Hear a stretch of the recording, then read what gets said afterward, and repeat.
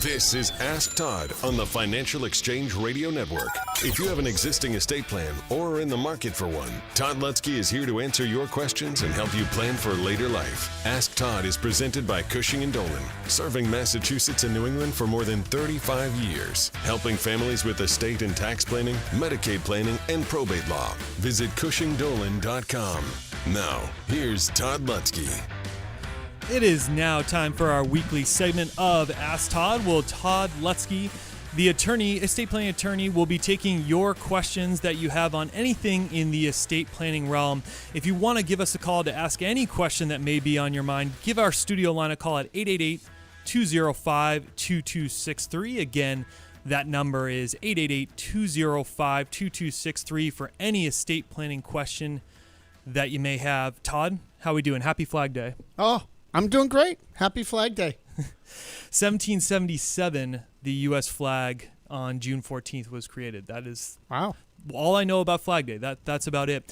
Todd, when it comes to estate planning, typically their clients are focused on two types of trust, either irrevocable or revocable. What are some of the biggest differences or factors for consideration that people should have when looking at those two trusts specifically? Yeah, I think what people will be pleasantly surprised about is that there's more similarities than differences. But obviously the one big difference is the irrevocable trust is the one that, protects the assets from the cost of long-term care. Mm-hmm. Whereas the revocable trust will never do that. And that's okay. I'm not advocating one over the other, but I think it's important for people to understand that when you're thinking about which way you want to go with your estate plan, that's what this guide offers you that we're giving away this month. But that's the biggest difference. But why am I saying that's the only big difference? Because for similarities, right, you really have not a lot of differences, right? So let's say, what can you put inside these trusts? Well, you could put almost all the same things in. You could put in houses, rental properties, vacation homes that we want to keep in the family for years to come.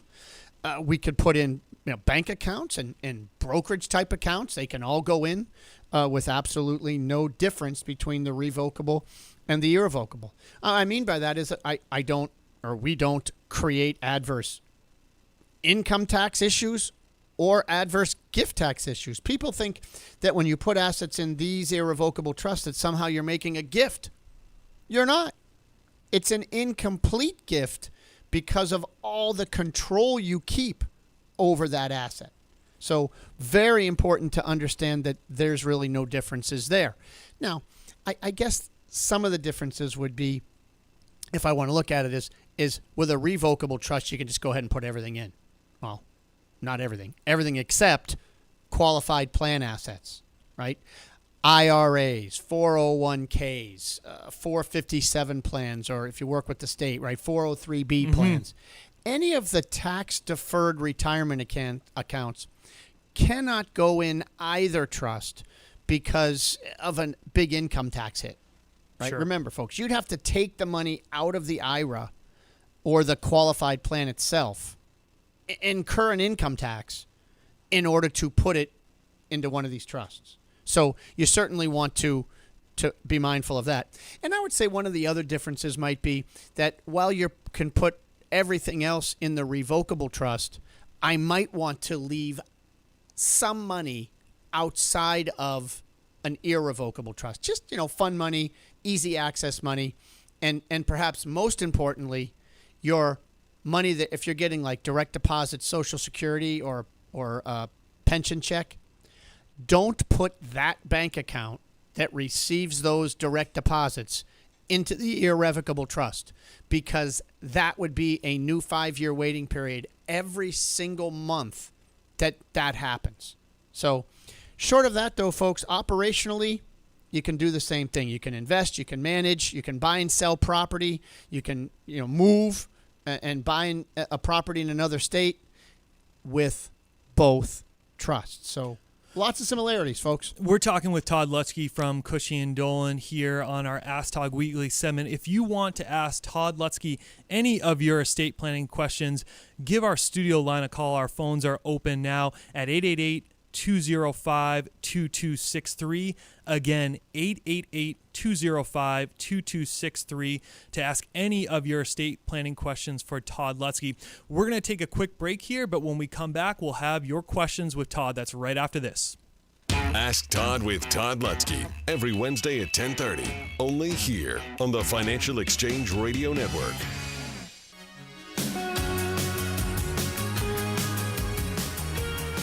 We are back with our Ask Todd segment where Todd Lutsky will be taking all of your calls regarding any of your estate planning questions. If you want to give us a call with your question at 888-205-2263, our phone lines are open. Again, 888-205-2263. Todd, with irrevocable and revocable trust, I think one of the main questions that come up from clients or people considering those are, what are the levels of control that I have? I think oftentimes people associate irrevocable trust with, you can't take it back, you've lost control.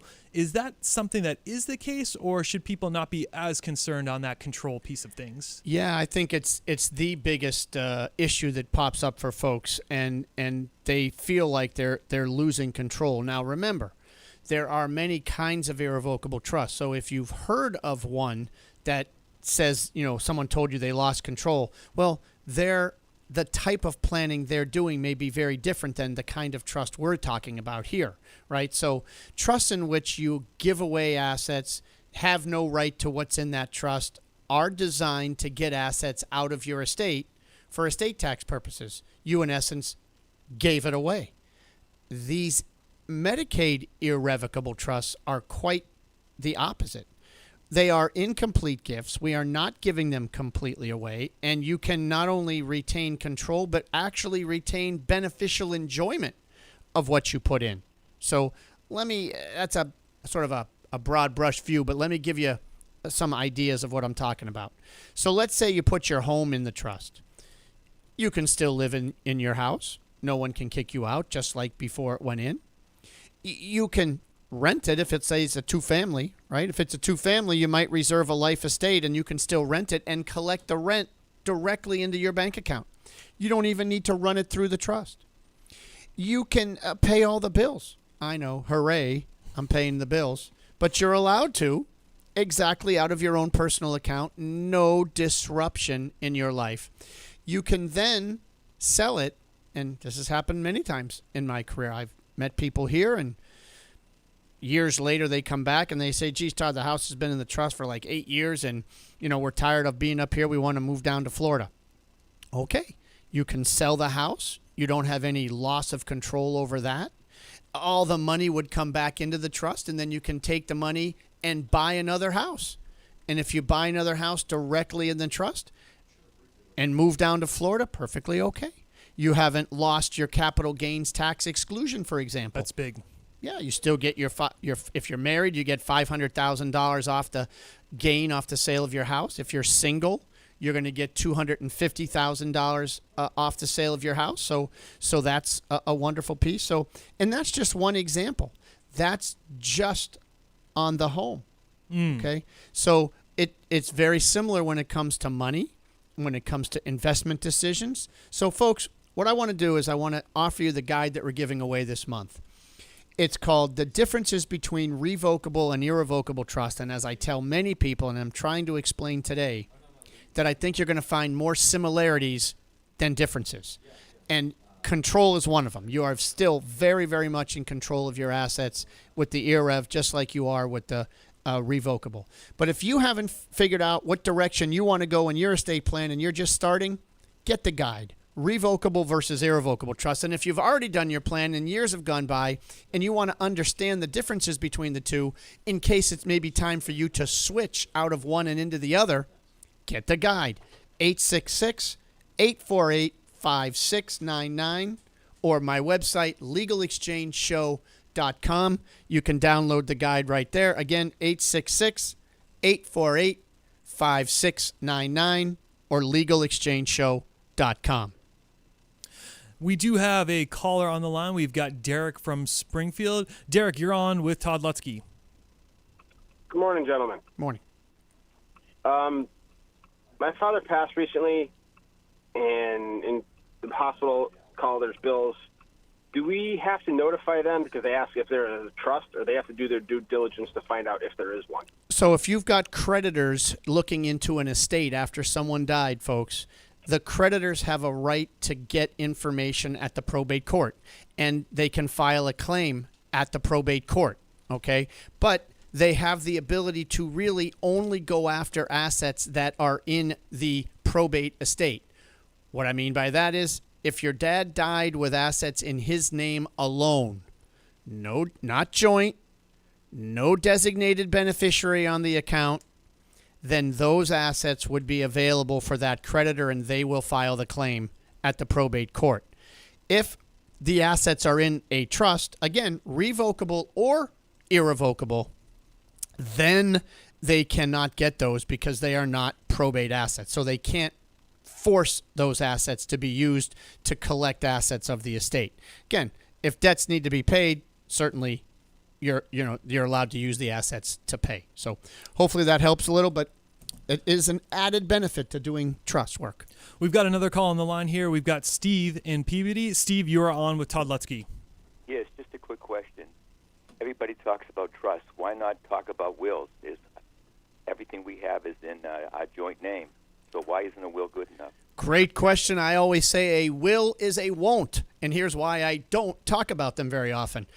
If you're interested in avoiding probate, and again, if you're going to do no other planning, Steve, please at least do a will. I'm not trying to say a will's a bad thing, but it doesn't do what people think it does, right? So if your goal is to avoid probate, I get it. If everything's joint, you'll avoid probate on the first death, but not likely on the second death. So, if you want to avoid probate, then you should set up a trust, because everything in a will goes to probate, and you file the will at the probate court. Also, if everything is joint and I've accidentally avoided probate on the first death, I haven't done anything to reduce my estate tax liability. Everything just passes to my spouse, and if my spouse now exceeds $1 million here in Massachusetts or the federal exemption, then there's going to be an unnecessary estate tax gift given to Massachusetts. A lot of people don't want to do that. Finally, a lot of people say, you know what, I want to make sure that a certain house or a vacation home or something stays in the family, or I want to protect an asset for children. From what? The nursing home. A will does not do that because you own it in your own name. No way to protect it from the nursing home. And there's even more to it than probate and taxes and nursing homes. What about the family behind the estate plan? Maybe I've got assets that are joint now, and if I put designated beneficiaries on them, when we die, they go directly to my kids. Well, maybe I don't want my kids to get all the assets up front. I don't know. Everybody's got different family situations for sure. Not knowing what yours is, Steve, but maybe I want to protect these assets from future divorces of my children. I don't want it going to some ex-spouse when they get divorced after I'm dead. Maybe I want to provide for generation skipping tax benefits where my kids can enjoy it, but if they end up dying and not having taken it all yet, well, then I don't want it taxed in their estate so that more can get to a grandchild a generation below. So there's so many things that come to estate planning that really need to be considered, and a will really doesn't address any of those. So, but again, if you're going to do no other planning, please at least do that. So hopefully, Steve, that answered your question and helped some other folks as well.